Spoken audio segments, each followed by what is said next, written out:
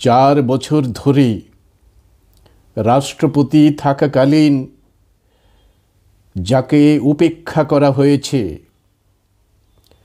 যাকে মাথা নত করতে হয়েছে দেশের প্রধানমন্ত্রী, স্বরাষ্ট্রমন্ত্রী, এমনকি কিছু মুখ্যমন্ত্রীর কাছে, দলিত রাষ্ট্রপতি জন্যে যাকে পুরীর মন্দিরে ঢুকতে বাধা দেওয়া হয়েছে, চরম অপমানিত করা হয়েছে, আজ বিদায় বেলায় সেই রামনাথ কোবিন্দ শোনালেন অন্য কথা।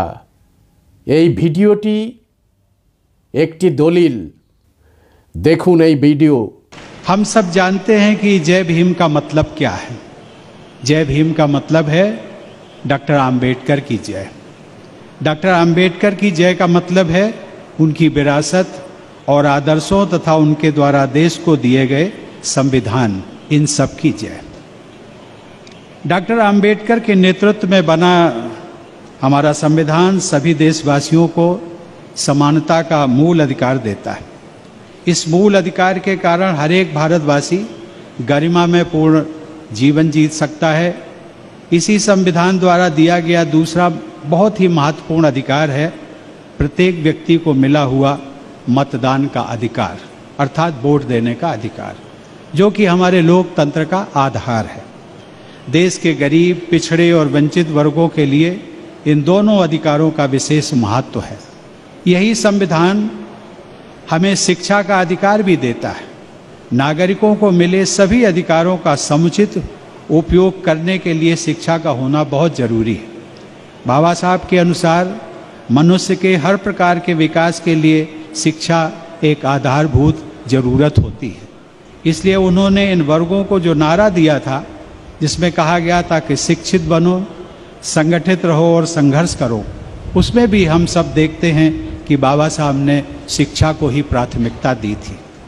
बाबा साहब के मुताबिक शिक्षा का अर्थ केवल किताबी ज्ञान तक ही सीमित नहीं होना था। उनका कहना था कि शिक्षा मनुष्य की प्रगति की कसौटी है। मित्रों, बाबा साहब के जीवन के बारे में जानकर सभी को, खासकर युवाओं को, बहुत प्रेरणा मिलती है। कदम कदम पर अभाव, अपमान और अड़चनों का सामना करते हुए वंचित समाज के एक बालक ने दुनिया के सबसे सम्मानित विश्वविद्यालयों में असाधारण विद्यार्थी के रूप में सम्मान अर्जित किया था। जब वे केवल 27 वर्ष के थे तब उनका एक महत्वपूर्ण लेख प्रकाशित हुआ था, जिसका नाम था small holdings in India and their remedy. उस लेख के द्वारा डॉक्टर आम्बेडकर एक अर्थशास्त्री के रूप में स्थापित हो गए थे। बाबा साहब के जीवन का एक और महत्वपूर्ण पहलू ये है कि उन्होंने अपने सार्वजनिक जीवन में सदैव अहिंसा और करुणा का मार्ग चुना। जिन मुद्दों पर बाबा साहब को आम जनता का हित दिखता था, उन मुद्दों को वो हमेशा अहिंसा के रास्ते पर चलकर आगे बढ़ाते रहे और अंततोगत्वा उन्हें सफलता भी मिली।